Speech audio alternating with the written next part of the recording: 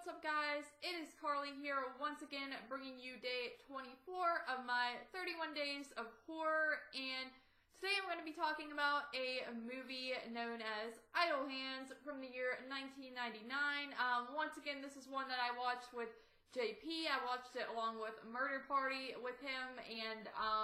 once again it's one that he's doing on the show, so he decided to just watch it with me since we were carving pumpkins that night, and it was a first time watch for me, and it's one that I've always just kind of passed up because of the title, and the idea just kind of seemed a little bit silly to me and kind of turned me off from it, but I finally had the excuse to go ahead and watch it. So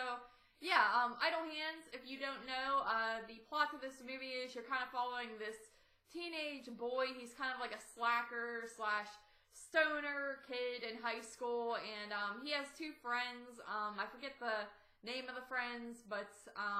you know, one's played by Seth Green, then you have this other dude, and they're best friends, and like I said, they're just kind of these slacker guys, and one day the main dude's parents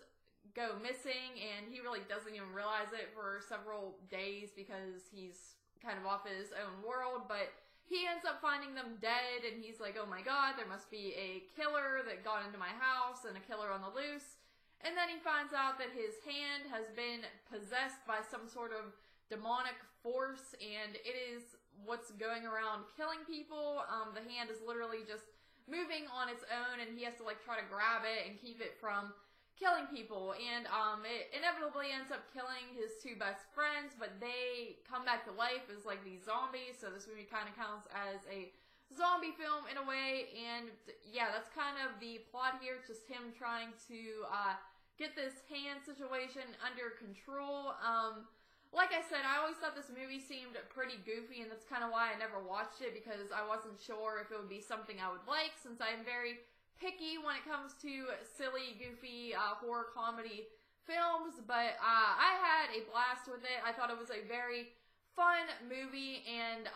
great one for the Halloween season as well, because once again, this is another one that is set on or around Halloween. I've actually been reviewing quite a few of those, it seems like, recently,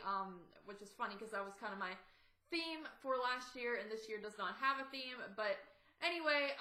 yeah, I think the atmosphere is pretty great and on point in this film, and definitely one to pop in around Halloween time. The characters are a lot of fun, and the comedy is really comical. It actually made me laugh out loud a few times. You know, you have parts where the dudes are just kind of sitting down in the basement smoking weed, and they're talking about a dance, and they're like, oh, we're not going to that, we look like total losers, and it's just funny because they look like total losers just sitting on the couch, like they're the definition of losers, and comedy like that really does hit with me pretty well, so I really liked it for that purpose. Once again, this isn't a movie to be taken too seriously or anything like that. It's more of a fun,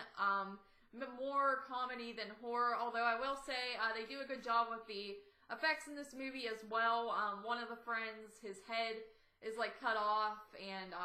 you know, they try to like put it back on once he comes back to life or comes back from the dead, whatever, he's a zombie, and just the process of putting the head back on is really cringy and kind of gross, and there are some just gross parts in this. The effects might not be overly realistic or anything like that, but I think they work for the movie that they are trying to pull off here, and